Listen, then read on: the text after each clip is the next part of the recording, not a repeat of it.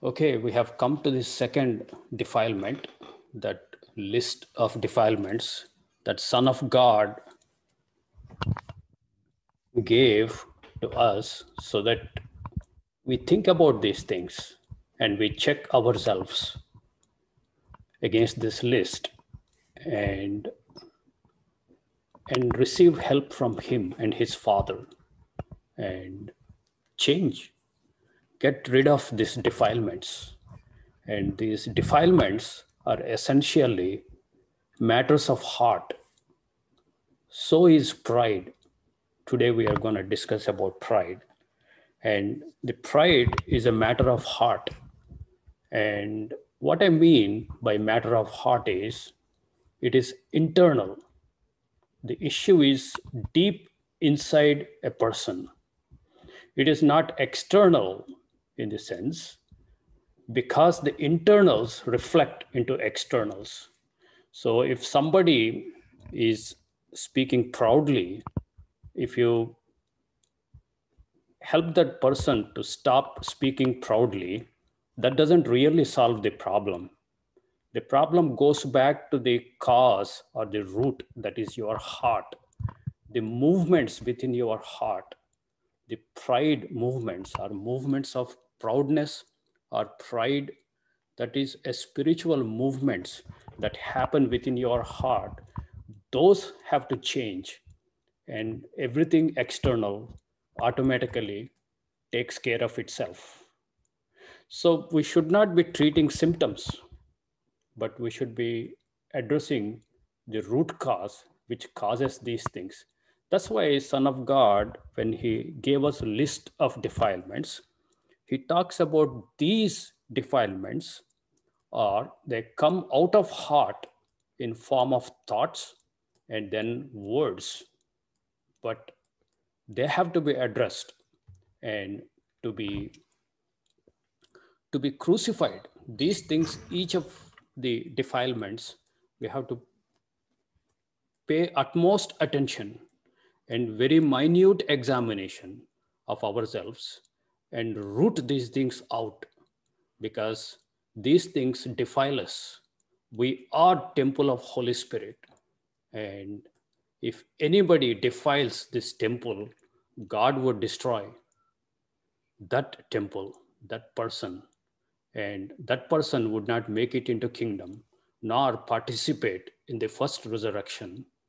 And today we are going to discuss the second aspect. We discussed uh, about foolishness last time. Now we are going to take pride this presentation. And now he said these things proceed out of mouth but come from heart, and they defile the man. And again, Mark 7, he says, that which comes out of the man, that defiles the man. For from within, out of the heart of men, proceed these evil thoughts or evil thinkings. And then one of them is pride. We are working our way backwards, foolishness and pride. Next time we will take up blasphemy. And what interesting thing is, you don't need to go to college or a university to learn to be proud. It is just there. It is endemic to man, and it is innate to every human being, man, woman, or child. I mean, child, teenagers are a little bit grown up. And this is a, an invisible thing to the host. The pride is so invisible to a proud person, but it is visible to everybody else, especially the victims of this pride. And pride, the word pride is an interesting Greek word that Jesus used.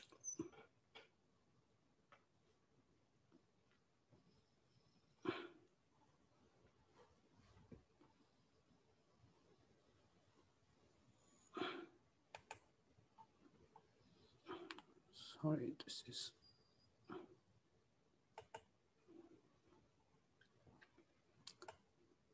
This pride is Hooper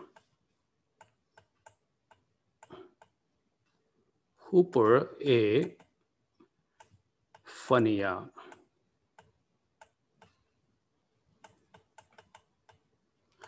The word Hooper is similar to English word hyper. Hyper. You want to lift yourself up above. And Fania is a derivative of phanos, which means to shine. So the literal Greek word's meaning is to shine above others.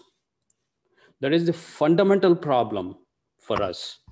The pride, we want to shine above others, other men or women, or this is the root evil, wicked movement, spiritual movement within the person that defiles us. And this expresses itself. We want to shine above others, expresses itself in different ways, different forms. And also it is a learned attribute. You learn from other people to express the ways to show your pride. And the pride, just like foolishness, it is contagious, because foolish people, if you dwell with them long enough, you also become a fool. And scripture clearly says the companion of fools would die, because you learn. And similar thing, learn from proud people, how they are expressing. So the patterns of expression of pride you can learn, but the root is you want to lift yourself up. You want to shine above others. There are various ways these expressions we learn. It is cultural pride, the culture in which you grew up. The people in your culture have this pride towards other cultures. They put down the cultures of others. So you automatically learn before you know that you're expressing this. And country, and you despise other country people. So it's a group thing, a group to which you belong, and then you automatically assimilate this expression of pride to shine yourself up and put down other people, especially those who do not belong to your group. So there are cultural sins, which is pride is one of them, and there is national pride, cultural pride, and there is racial pride, and you have expression of this pride, uh, not only to limit yourself, but there is also a family pride. Your family, your parents, your mother, father, siblings, the way they express their pride is learned and assimilated, and it becomes part of you. Now, when God or Son of God arrives on scene and he says pride is a matter of heart and defiles you, it behooves us take a step back and do a micro examination of ourselves, where we fall, with pride.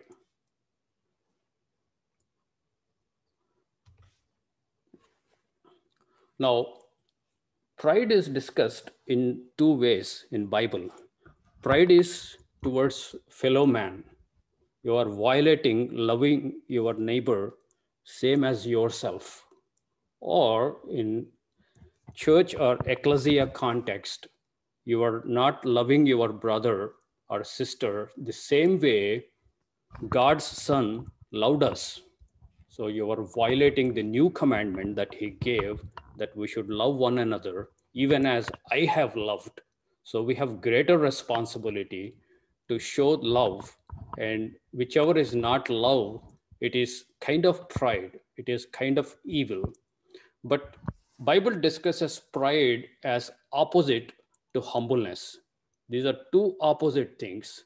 If you are proud or pride, then you are not humble.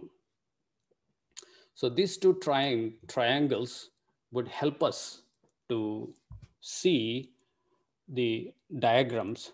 If you are extremely proud here, you are more proud, and then you have zero humbleness. As you reduce your pride or proudness, and you become more humble, and greater humble. And when you reach this point, you have zero pride and great humbleness. And also the contrast is devil and God. The pride comes from devil and humbleness comes from God. So as you express your pride and as you harbor pride in your heart, you are representing devil. And devil would not be in New Jerusalem.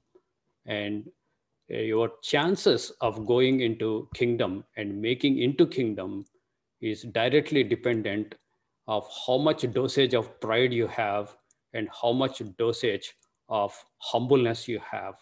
God wants us to progress in this direction.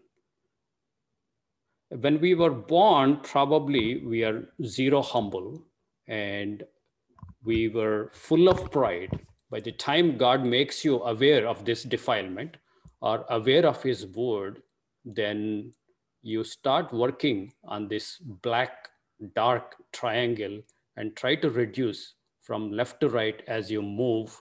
And while you are doing that, you are also going up in the humbleness. Now, Huperephania, that's an important, interesting word Jesus uses when he introduced the pride. But pride has different magnitudes. You have greater pride or somewhat intermediate pride and lesser pride. So we have three words in Greek New Testament that tells about different magnitudes of pride. There's an extreme pride, an intermediate pride, and somewhat smaller pride.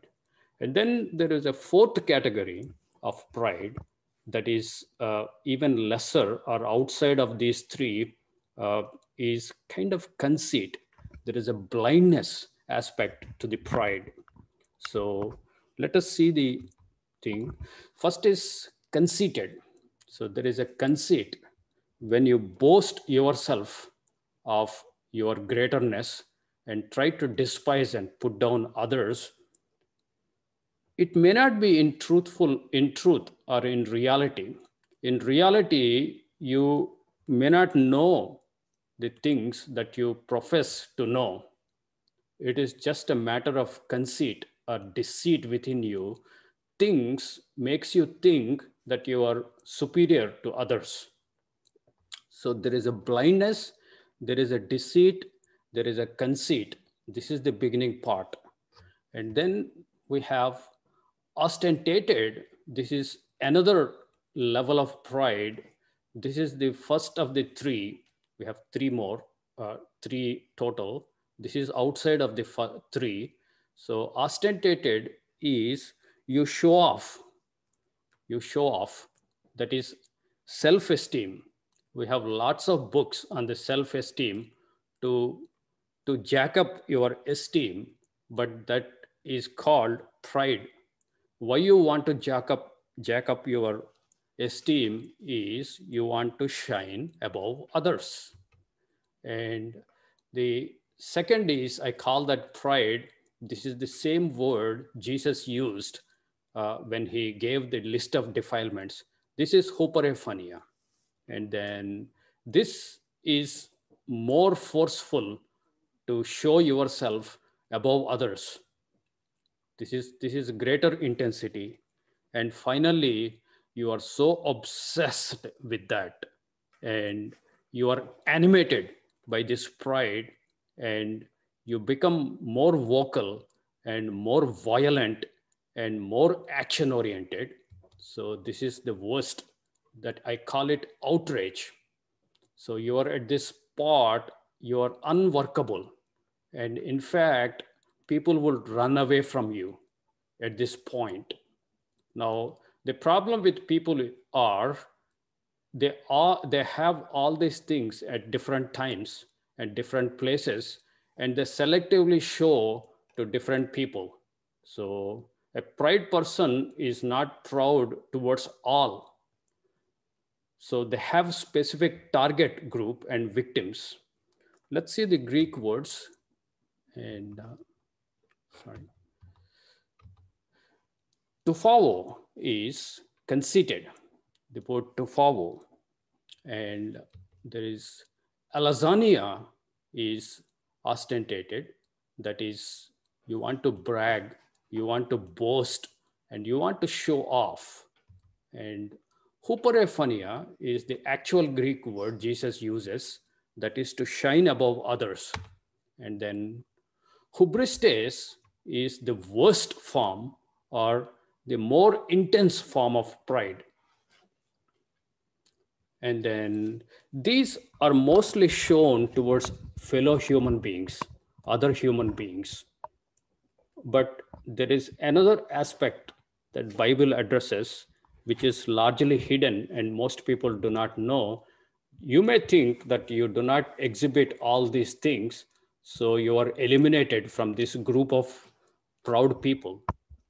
But there is another definition that places most of us, if not all of us, in this category of proud people. That is what you do with God. One aspect is violation of loving your neighbor as yourself. That is one, that pride lands there, which this most of these words land there. But there is an aspect of your relationship with God that is the another form of pride. And Isaiah 66:1 says, "Thus said the Lord, the heaven is my throne and earth is my footstool. Where is the house that ye build unto me? And where is the place of my rest? For all these things that mine hand made, and all those things have been, said the Lord." So, Lord or God the Father in this context is above everybody else. He's at the top, but he is not proud person. He is super humble person, just like his son. They operate at a very, very, very humble level, even though he inhabits the eternity, and heaven is his throne and earth is his footstool, and he considers only this category of people to come and dwell with them. But to this man I will look, even to him that is poor and of a contrite spirit. The poor can be translated as humble. That who is humble and of contrite spirit and who trembles at my word. This is super important. Who trembles at my word. Now, what do we do with God's word? Do we tremble? Do we have that honor, that importance, and and and and do we have that awesome reverence to his word? And do we really tremble? If we do not, God is not going to dwell with us. And because you are proud, because you are not trembling at his word, you would be out as a proud person. And this actually, this definition lands so many of us in the category of pride or proud people. So first we need to address this issue of pride, having reverence and honor to God and his word. When we begin to tremble at his word, begin to have awesome respect, and begin to change based on what God is saying, we are beginning this good journey of this humbleness. As you work, you are in right standing with God, and then God helps you to see fully your pride and overcome it. So let's see some few verses uh, just to give a high level view of pride. Proverbs is a good chapter to begin with. Proverbs 11 verse 2, when pride comes, then comes shame, but with the lowly is wisdom. So there is a shame guaranteed by God to bring upon you when you are proud. By pride comes the shame, but with lowly is wisdom. Proverbs 13:10, only by pride comes contention, but with well advised is wisdom. We have two verses. Now, pride is contrasted with lowly and wise. So, when you are proud, you are also lacking wisdom. When you are lacking wisdom, you are also foolish. So, pride and foolishness goes together. And pride also generates contention, quarrels, and fights. So, the pride is the root cause because you want to shine above others.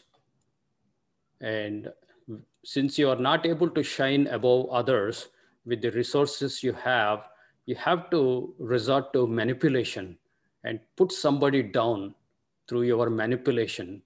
But the root cause is you want to shine above others. And the pride goes before destruction, Proverbs 16, and a haughty spirit before fall. So you already have a haughty spirit and arrogance, and then the pride goes before destruction. You not only fall, but you will be destroyed. These are the timeless principles. Psalms 12:3, the Lord shall cut off all flattering lips and the tongue that speaks proud things. Now, here the boasting is introduced as association of pride. You are boastful or flattering. Flattering is not a sincere praise. It is a praise where you actually hate the person whom you are flattering. You are lying in a sense, giving false praise to the other person to attain his favor, or to use that person to put down other people. There are a whole large range of intents that are behind the pride, but flattering is definitely associated with the proud or pride. And boasting, you speak proud things, that is boasting. Do you boast of your education? Do you boast of your height? If you are a woman, do you boast of your goodly appearance? And do you boast of anything? Then that is a red flag. Check out, why do you boast? You want to shine above others. God has created people great and small. There is a beautiful diversity God has created, and that does not give you any sanction to put down other people or to shine above others. Because who did this movement first? It is devil. Devil wanted to shine above others, including even God. You are going in the direction of devil when you want to shine above others. Just be yourself, what God has created you like, and what God has placed you in a particular culture, country, race, or any place God has put you. Just accept that and don't try to shine above others. And this actually generates counter pride. When you want to shine above others, and people start resenting you, and they also want to shine above you. So it unleashes an evil beyond Sure. imagination. Yeah, probably 6.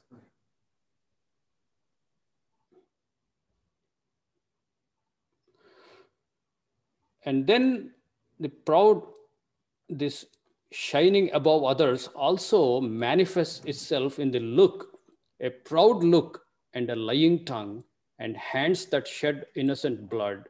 They are all listed in the list of abominations. God, for God, the sin is sin, but abominations are those, that class of sins he just can't put up with. It is like a dirt. He just can't exist with those things. They are like abhorring for God.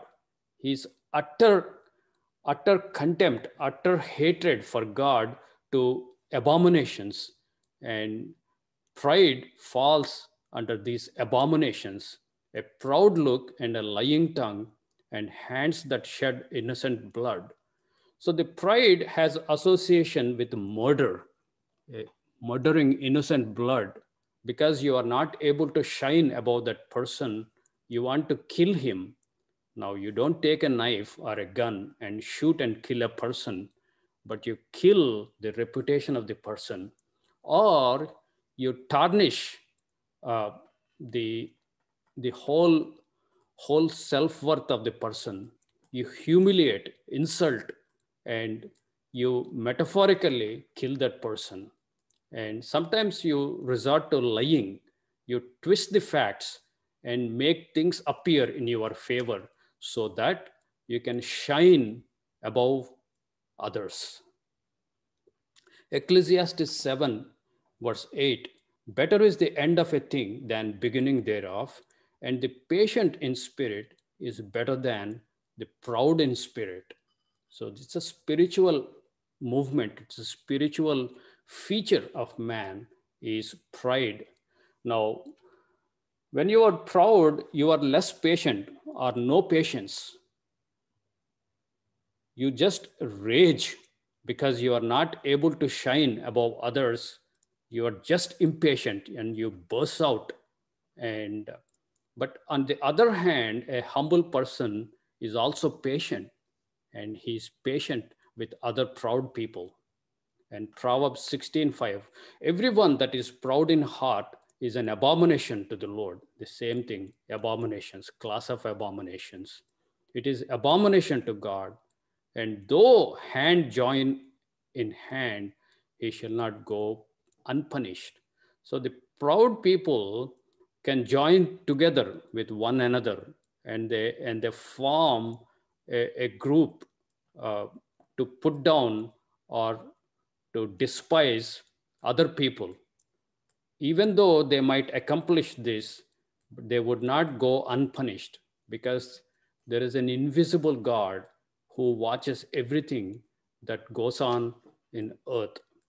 He watches every word that you speak, and every thought you think, and every spiritual movement.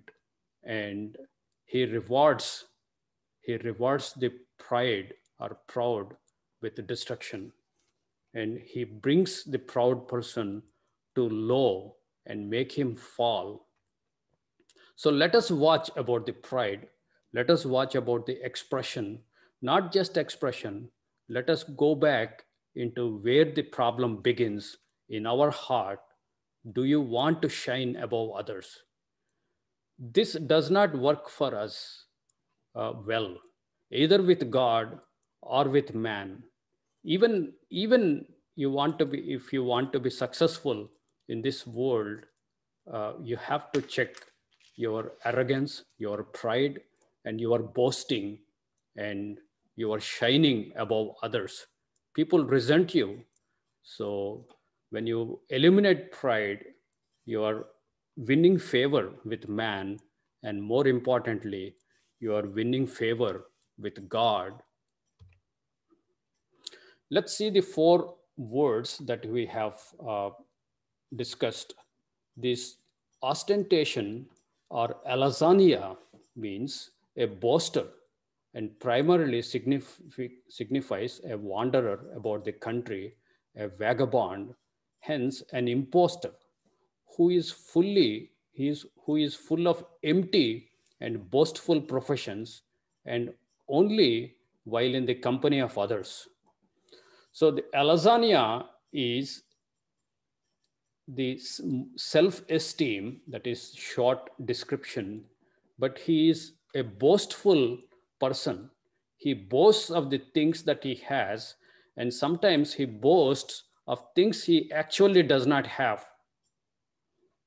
You are boastful, an arrogant display of boastings of present flesh life. So you boast of your car or your house or your education or whatever. Sometimes we think all the rich people and educated people have this boasting. It is not true. People who are not educated and people who do not have lots of money, even they boast. Even poor people would boast of things, even though they don't have that, they have a conceit, and that makes them to shine above others and boast. This is a rampant defilement. This is a rampant spiritual issue of all human race, no matter which country you are, which culture, which race. We are all subjected to this kind of pride. And the pride, huperophania, this is the actual Greek word used by Jesus when he introduced pride. This describes the character of one who, with a swollen estimate of his own power or merits, looks down on others and even treats them with contempt or insolence. Now, this is important. These three are higher magnitude. They all fall into one category, these three. So, ostentation is smaller magnitude, and then alazania and huperophania is more intense, and then outrage or hubristes. Hubristes is insolent wrongdoing for the sheer pleasure of inflicting pain on others, not out of revenge. You're not taking revenge at this when you have this or a similar motive. The motive is sheer pleasure of inflicting pain on others. It is not necessarily physical pain, but an emotional pain. You put down them and make them feel small, and you derive a pleasure out of that. This is this is a more rotten and ultimate state of pride. And when you come to this, it is very dangerous. And then the fourth category that Bible talks is tufavo. Tufavo is, the literal meaning is to envelop with smoke or to inflate with self-conceit, a high-minded, lifted up with pride and proud. Here, what you do is you have this desire, so intense desire to shine above others, but you do not have tools or you do not have means to shine above others. Then you resort to this self conceit. You lie to yourself that you are, after all, not small person. You are a big person. Actually, you are better person, and you are so better. You must shine above others. So there is a deceit and conceit that goes on within a person's heart that makes them lift themselves up and shine above others. So in reality, they don't have any of those things that they boast of. And the things that they claim to have to shine above others, they don't have actually those things in reality. So there is a conceit, which is a self-deceit. So I use these English words from other Bibles for these Greek words. So let us stick to this Greek words with these English meanings for this presentation. So let us see some scriptures to tell us what these words mean. So once we define these words, we try to understand the concept, the deeper inner spiritual problem we have that defiles us. Alazania. Now, this is a popular statement. Most people know. 1 John 2:16.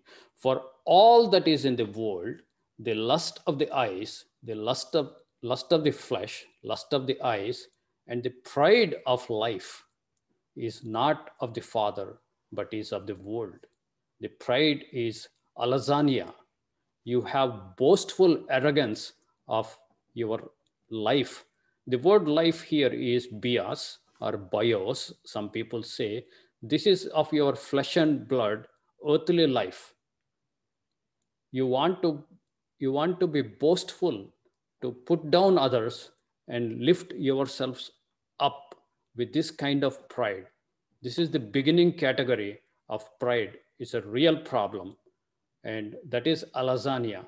The whole cosmos or the world is defined with these three characteristics: lust of eyes, lust of flesh, and the pride, alazania of life, of this physical life. So we have to watch out for this ostentation. The word English ostentation means same thing as alazania. And James 4, verses 15 to 16, for that ye ought to say, if the Lord will, we shall live, or do this, or do that. But now ye rejoice in your boastings. Again, alazania. And all such boasting is evil. All such boasting is evil. Are you boastful in your speech? Just do an audit. You take 24 hours, one day, and next day, look back at all the things that you spoke. Was there a boasting? Was there a boasting in your speech? If there is boasting, more likely you have alazania. And if you have alazania, more likely you are doing the spiritual movement of shining above others with your boasting. Take a deep examination, even as we examine ourselves, as we traditionally do before the Passover. This is a good time to reflect on the pride within us. And second is huperephania, and I call this pride because Jesus called it pride, and English translations normally translate huperephania into pride. And this is more intense than alazania. James 4:6, but he gives more grace. Wherefore he said, God resists the proud, again huperephania, but gives grace to the humble. Submit yourselves therefore to God and resist the devil, and he will flee from you. So this is an important verse. The devil is behind your pride, and devil got a grip on you. That's why you are displaying huperephania. And recognize the devil. As he lifted himself above everybody else, he wants to inject his poison so that you also lift yourself up. And recognize that, and recognize the devil, and resist the devil, or overcome devil, put him out, get behind me, Satan, and he will flee from you. And then God gives more grace or more favor to you to grow and mature in humbleness. But on the other hand, if you neglect to put out devil, then God says he would resist the proud. God would destroy you eventually. So it's not a matter of pride, it's a matter of your life. And it is a spiritual battle we are in. And we have devil on one side causes you to be proud, and God, on the other hand, encouraging you to be humble. Remain on ground, remain where you are. Don't lift yourself up above others. It is not necessary. Just be yourself and try to encourage and help others to be humble. First Peter 5, verse 5. Likewise, ye younger, submit yourselves to the elder. Yeah, all of you be subject to one another and be clothed with humility. This is where God wants you to be clothed, that is righteousness. You are clothed with righteousness, which is also humility. For God resists the proud, same huperephania, and gives grace to the humble. These are repeated so many times in scriptures, especially New Testament scriptures, so that you do not miss out. This is very important to God, that you cease to be proud. Romans 1:28, even as they did not like to retain God in their knowledge, God gave them over to a reprobate mind to do those things which are not convenient. So this is a bad direction. And being filled with all unrighteousness, fornication, wickedness, covetousness, maliciousness, full of envy, murder, debate, deceit, malignity, whisperers, backbiters, haters of God, despiteful, and proud. Look at where proud is placed. This is same word, huperephania, which is which which defiles us, and the boasters. So it's also associated with your boasting, and knowing that the judgment of God, that they which commit such things are worthy of death, not only do the same, but have pleasure in them that do them. This is another worse thing. Not only you are proud and boastful, but you support and join others who do that. So you are adding their sins in addition to your own sins, and you are in a much worse condition. Don't join the proud people in their boasting. Try to encourage them. Don't participate in this boastful arrogance of lifting yourself above others. And now I want to skip these things for the time. He describes the Old Testament Edom, and Edom has pride in his heart. So was Moab. So these are two important code words. Wherever you have the pride of Moab and pride of Edom, these are spiritual signatures of that specific expression of the pride. When you come to New Testament, you have the spiritual patterns to identify the Edom and Moab. And he also talks about Israel, especially Judah and its pride. So I will skip this Old Testament scriptures, and we will come to the third category. This is the worst category of pride. This is at the beginning of this pride triangle. This is the highest pride. Hubristes. It is insolent wrongdoing for the sheer pleasure of inflicting pain on others. So you derive pleasure in putting down other people or making them feel small by making yourself feel big.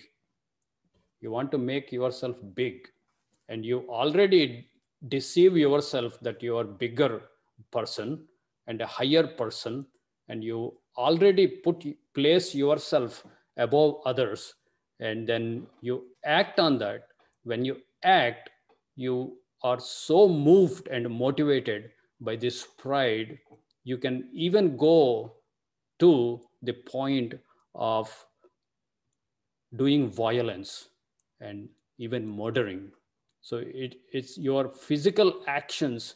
You're going into the physical actions, not just at the thoughts or not just at the words. Now you are acting on your pride. This is more dangerous. And let us see a few scriptures where hubristes is given. 1 Timothy 1:12. And I thank Christ Jesus our Lord, who has enabled me, for that he counted me faithful, putting me into the ministry. who was before, this is Paul speaking about himself, who was Paul, who was before a blasphemer and a persecutor and injurious. The word injurious is hubristes.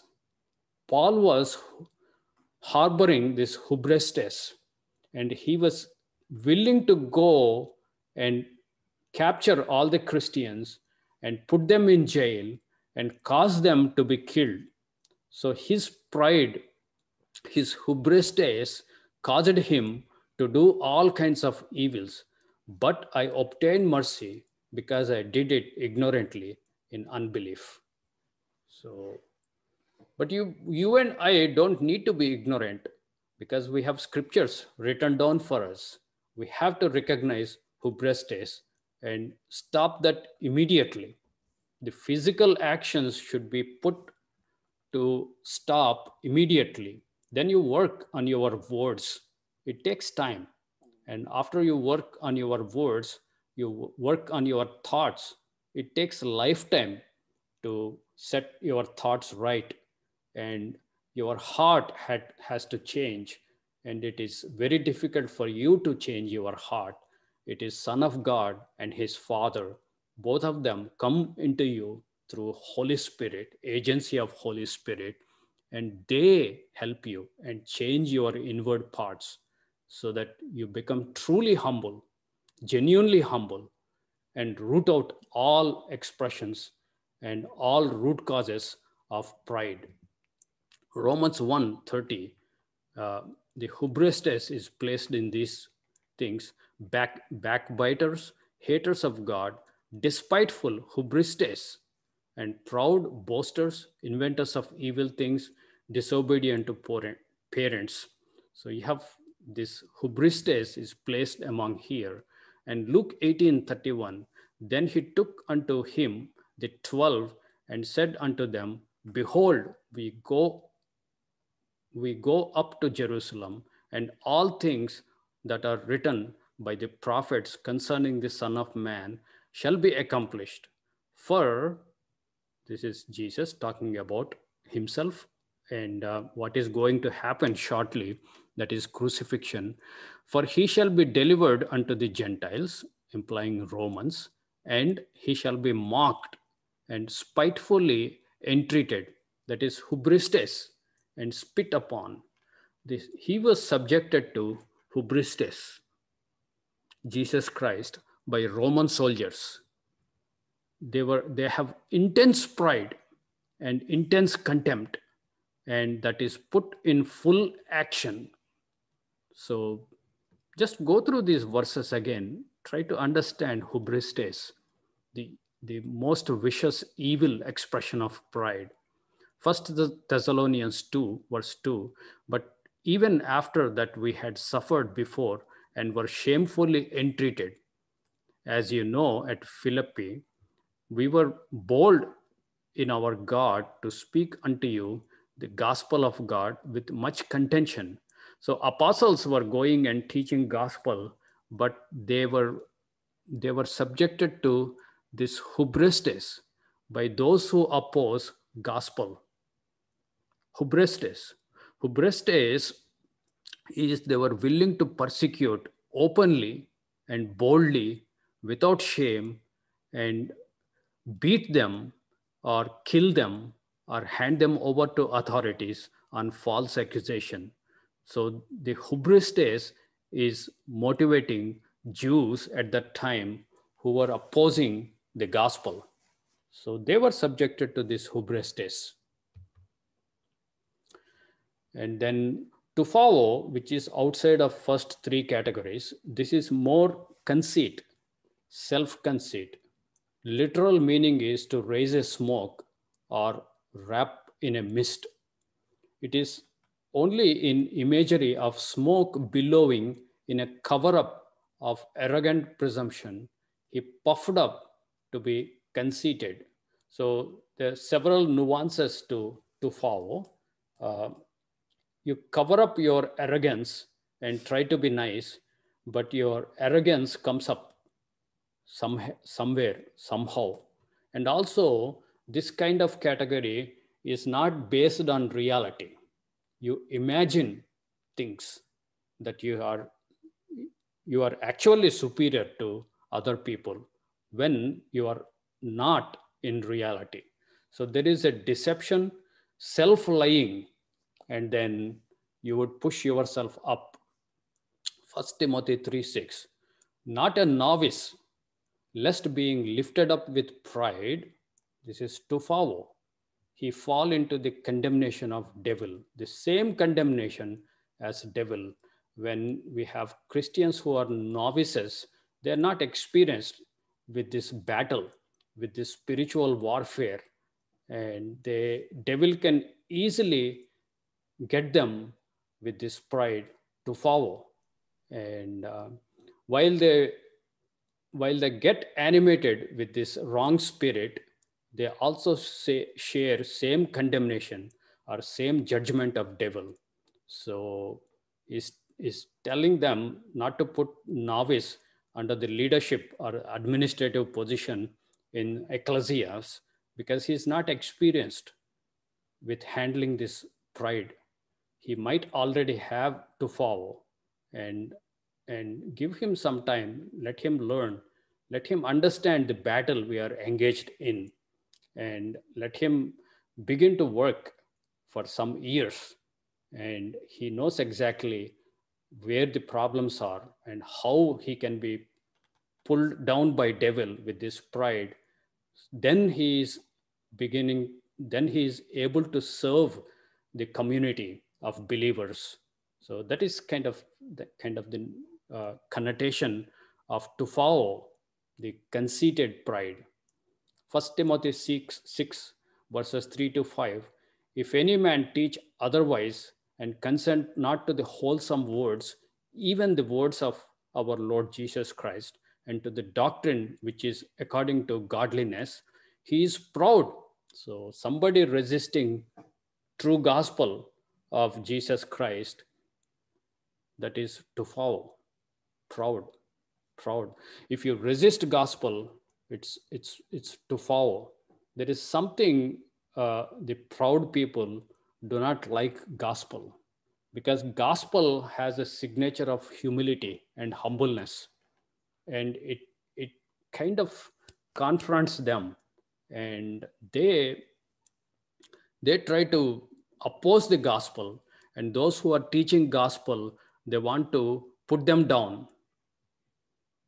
So you have strifes and words and envy, railings, evil perverse disputings, evil surmisings.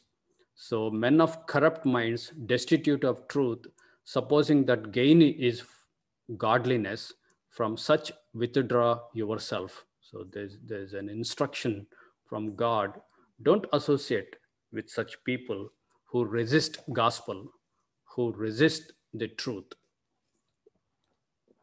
2 Timothy 3:1-5, this know also that in the last days the perilous times shall come. So he gives lots of characteristics of what would happen in these end times, and the last times. He gives various things, and finally he gives traitors, heady, and high-minded. That word is to follow, high-minded. This is a characteristic of end times. So we in this generation should also be more watchful of this to follow. So we have a few verses in the Proverbs. I am not going to read them again. I want to go for the conclusion. What are the benefits of overcoming pride? Why do you want even to recognize pride and work on it?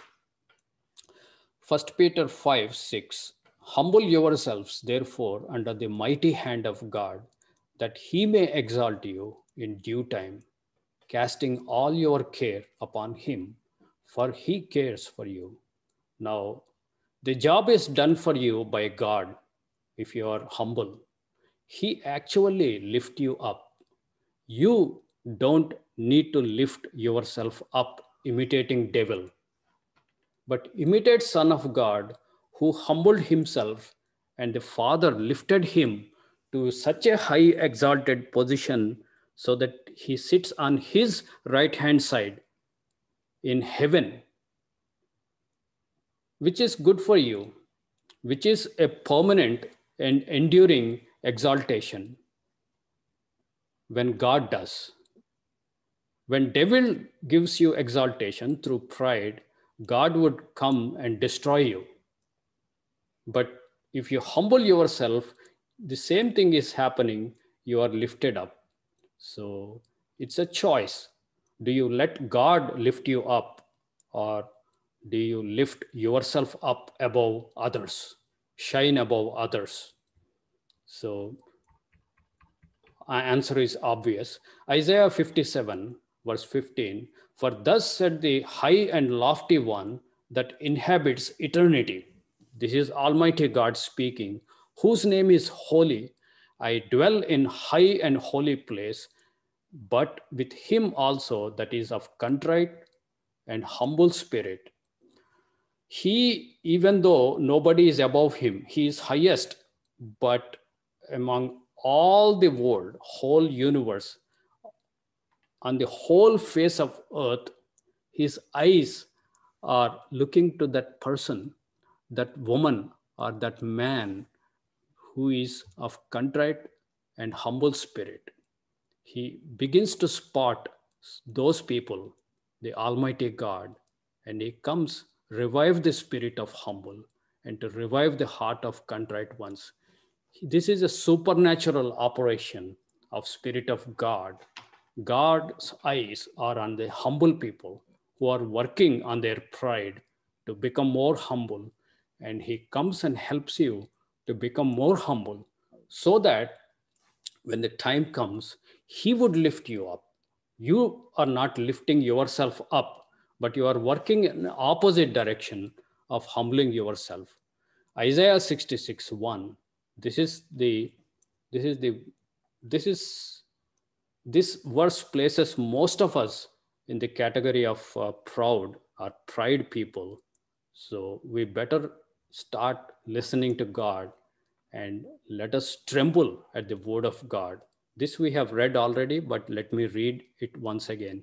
Thus said the Lord, the heaven is my throne, and the earth is my footstool. Where is the house that ye build unto me? This is talking about the temple. Most High does not dwell in the temples made by hands. It's not a physical structure that what God wants to come and dwell, but he comes into us, reside in us, in our hearts and minds, because we are the New Testament, our new covenant temple. So where will he dwell? Which person would he dwell? Where is the place of my rest? For all those things my hands have made, and all those things have been, said the Lord.